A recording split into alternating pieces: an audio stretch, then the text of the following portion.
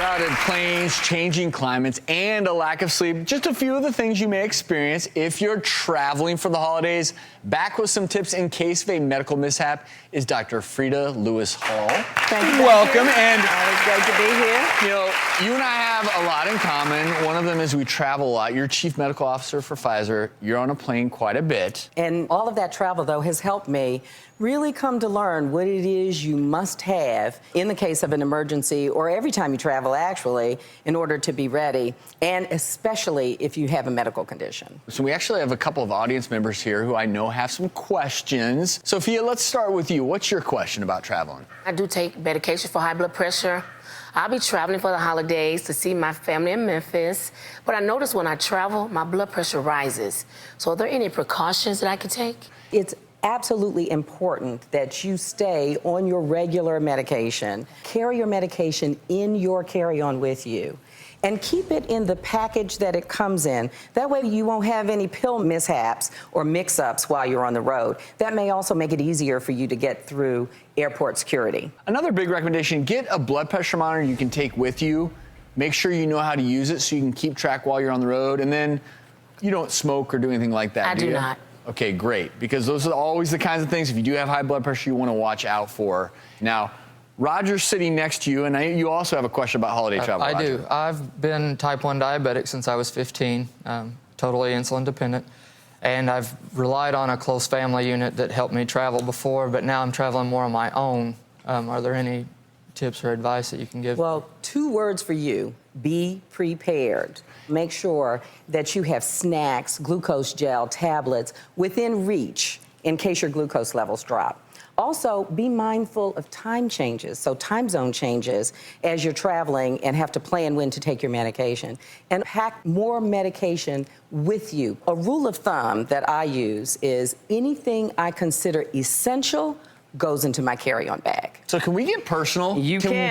Can I get into your personal space You can and see my look in your carry-on bag. Okay, let's bring it over here and walk through some of these essential items. Heels. Wait. Oh, I'm sorry. More heels. You know, you gotta have the heels. But I also have comfortable shoes and socks. It's really important when you travel to keep your feet comfortable and to keep the rest of your body safe. Also, examine your feet every day and don't go barefoot, even though you may want to avoid any injuries to your feet that would be difficult to heal or could easily become infected. If you're on a plane and no one is there with you that knows your medical condition, this is important for anyone watching at home, it's okay. Let the person next to you just know, hey, I'm a type 1 diabetic. And Roger, I want to emphasize this to you. Consistent intake of food is important as a diabetic. Holidays, what do? We eat differently, we overeat, we undereat. So try to stick to a schedule that works for you and just make sure you're really vigilant about checking your blood sugar numbers, okay? Okay. So this is another really important thing to carry with you.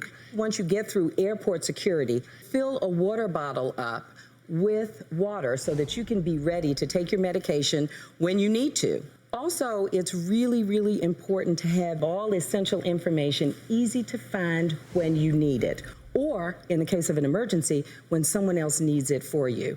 So carry an index card that has information on it. What do you want on there? You want your medications and their dosage, any allergies that you may have, including drug allergies, and you also want to make sure you have a list.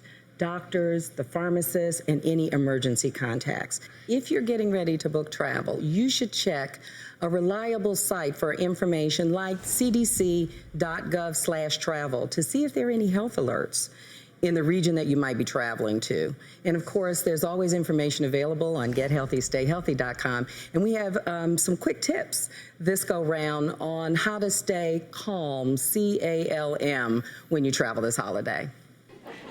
And safe holiday traveling to both of you, Sophia and Roger. Dr. Frida, thank you. Always a pleasure. You can also head to drtv.com.